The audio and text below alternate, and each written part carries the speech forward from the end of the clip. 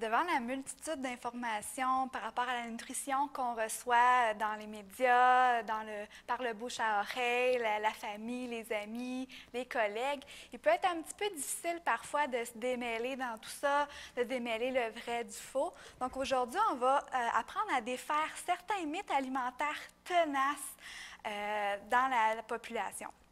Donc, je vais y aller avec le premier mythe, c'est que certains aliments constipent. Par exemple, on entend souvent que la banane ou le fromage particulièrement peuvent causer la constipation.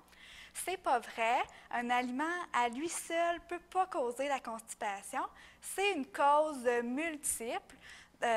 Donc, par exemple, ça peut être causé par le manque de fibres alimentaires, le manque d'hydratation, manque d'activité physique ou la prise de certains médicaments aussi peut causer la constipation.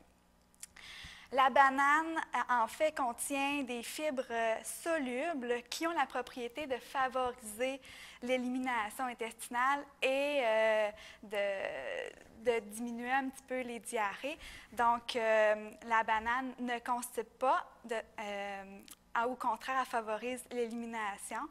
Donc, la constipation, c'est une affaire de plusieurs facteurs et non de seulement les aliments.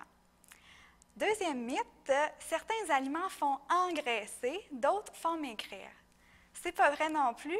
Ce qui fait engraisser, ce qui fait varier le poids, c'est l'apport total de calories par rapport aux dépenses qu'on fait. Donc, certains aliments, oui, contiennent beaucoup plus de calories. Par exemple, les grignotines, les friandises, sont à consommer moins souvent et en moins grande quantité, mais on peut les savourer à l'occasion sans aucun problème. Ça ne jouera pas là, sur notre poids de consommer une petite poignée de chips à l'occasion ou ce qui nous fait plaisir. D'autres aliments contiennent moins de calories, par exemple les fruits et les légumes, mais ils ne font pas maigrir pour autant. Dans les pharmacies, on nous vend souvent des enzymes, le brûleur de graisse et tout ça, mais on se fait avoir avec ça au bout du compte parce qu'il n'y a aucun enzyme qui a la propriété de brûler les gras. Donc, si on met du jus de pamplemousse, par exemple, sur une livre de beurre, il ne se passera absolument rien parce que l'enzyme du pamplemousse n'a pas aucune emprise sur la livre de beurre, sur les matières grasses. Le troisième mythe, manger tard le soir fait prendre du poids.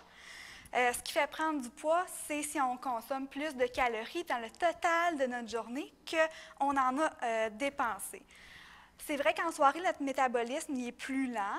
Donc, manger des plus grandes quantités de nourriture plus tard en soirée peut nous faire moins bien digérer et nuire à notre sommeil, mais ne nous fera pas engraisser pour autant. Ce qui peut nous faire engraisser, par contre, c'est si en soirée, on s'installe devant la télévision et on prend le sac de chips. À ce moment-là, on va manger beaucoup parce qu'on n'écoutera pas notre faim et c'est plus ce qu'on va consommer et en quelle quantité là, qui va dépendre sur la prise de poids. Quatrième mythe, le sucre excite les enfants. Ce n'est pas le sucre en tant que tel qui excite les enfants, c'est plutôt la caféine qui est contenue dans les boissons gazeuses de type cola ou encore le chocolat qui va avoir un effet excitant chez les enfants.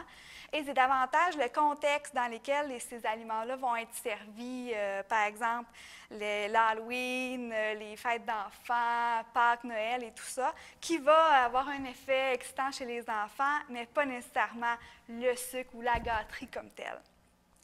Dernier mythe, le sel de mer et la fleur de sel sont moins nocifs pour la santé que le sel de table. C'est faux.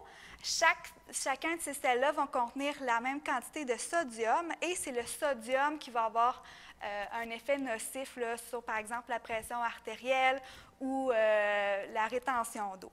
Donc, le sel de table va provenir des mines de sel.